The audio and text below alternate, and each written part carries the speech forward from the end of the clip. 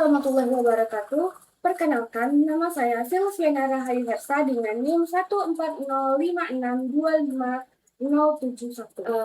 Pada kesempatan kali ini, saya akan membahas topik yang sangat relevan untuk sekarang, yaitu kesejahteraan guru dan beban kerja dalam organisasi pendidikan.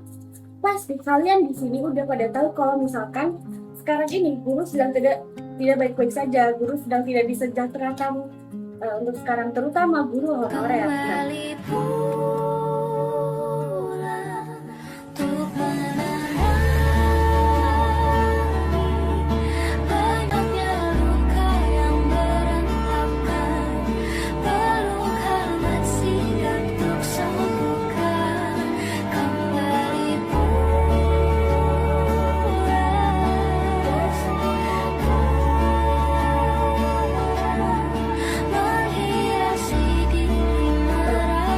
Dunia pendidikan kita juga sedang kacau gitu kan.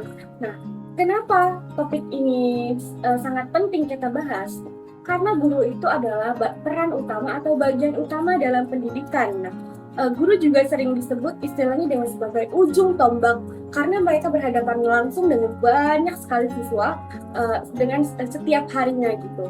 Tapi kenyataannya tugas guru sekarang ini bukan sekedar mengajar di kelas gitu, tetapi juga mereka juga sekarang ini multitasking, kayak harus membuat administrasi, terus habis itu laporan, penilaian, ikut rapat serta menampingi siswa, menyesuaikan kurikulum juga, bahkan juga sering menyelesaikan pekerjaan di luar jam sekolah gitu.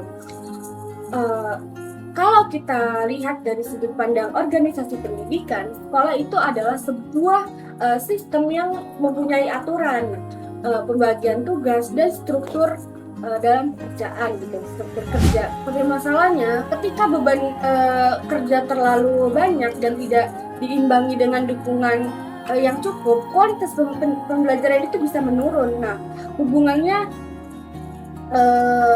siswa dan guru juga, hubungan antara siswa dan guru juga ikut berdampak gitu kan.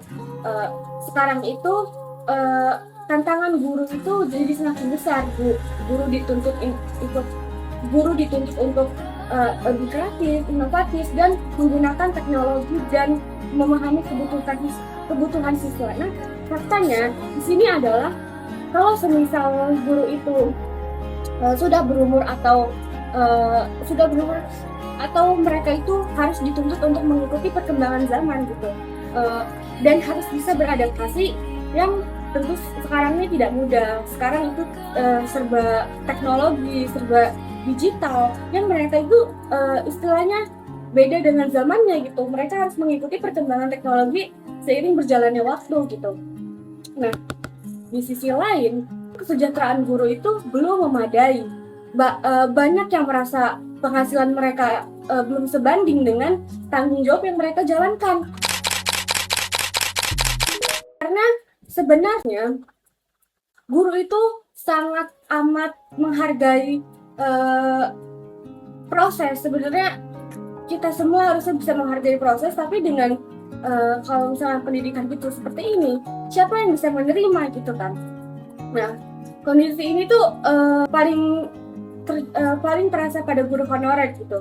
Nah, sampai sekarang masih guru honorer itu masih menerima gaji yang rendah, padahal tugas yang mereka jalankan itu hampir sama dengan guru-guru PNS lainnya, guru-guru yang lainnya gitu. Jadi guru honorer masih menerima gaji yang rendah, padahal tugas mereka hampir sama, dan mengajar, menilai, dan membimbing dan menjalankan tugas sebagai pendidik. Nah, bagaimana nasib kami, Bu? Perjuangkan kami, Bu. Kami menjadi honor murni yang dihitung gajinya itu 30.000 per jam. Itu pun bukan per jam sehari, tapi 1 bulan, Bu. Kalau kami per jam dapatnya 15, misalnya 18 jam nih, Bu, kalikan 30, 540 cuman, Bu. Bagaimana nasib kami, Bu? Sedangkan yang R3 kami kecewanya kenapa, Bu? Tidak semua yang R3 itu yang mereka itu senti mereka yang punya pengabdian lebih dari kami, bahkan mereka punya pengabdian 2 tahun. Kenapa mereka bisa masuk database?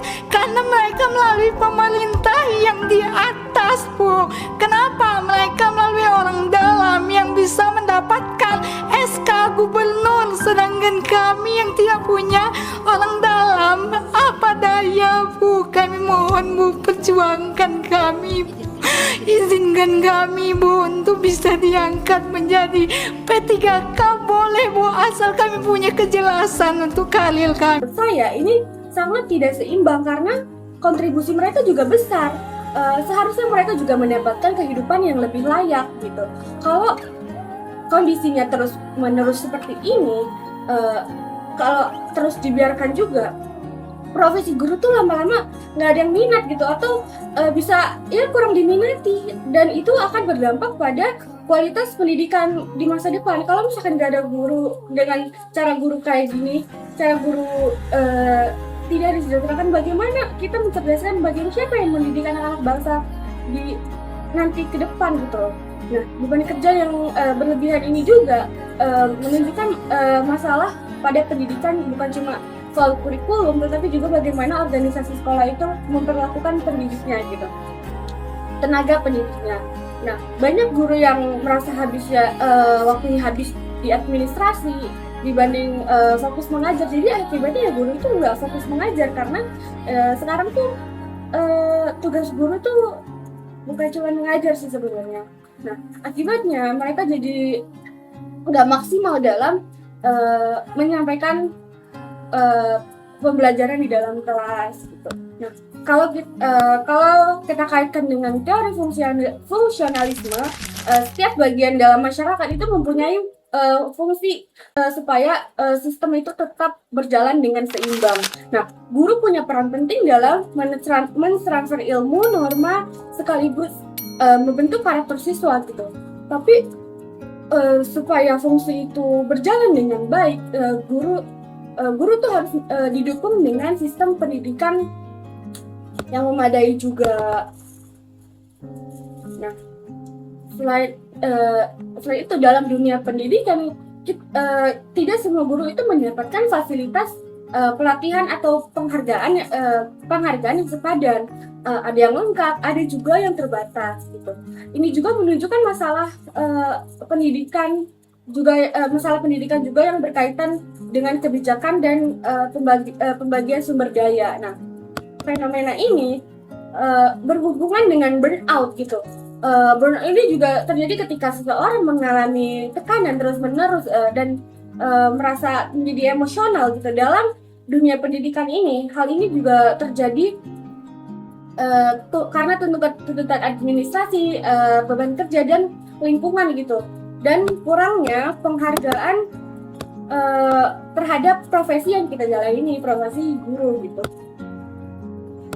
Nah, dampaknya itu bukan cuma ke guru tapi juga ke siswa. Nah, guru yang merasa kayak burnout tentang sulit menciptakan suasana, karena guru juga ada yang benar-benar bingung menciptakan suasana belajar yang nyaman sehingga pembelajaran itu jadi kurang efektif. Nah, menurut saya pendidikan yang baik juga harus dimulai dari kondisi guru yang baik juga.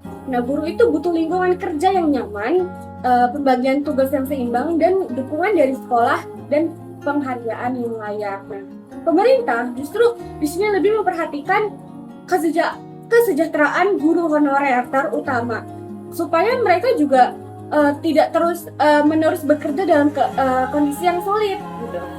Nah, karena itu kita sebagai masyarakat juga harus menghargai profesi guru, karena selama ini banyak yang melihat hasil akhirnya karena tanpa menyadari proses panjang di baliknya. Nah, guru itu tugasnya nggak cuma mengajar ya teman-teman, tapi juga membentuk, yang tadi saya sudah mention, guru itu membentuk karakter dan masa depan siswanya gitu, anak bangsa gitu kan.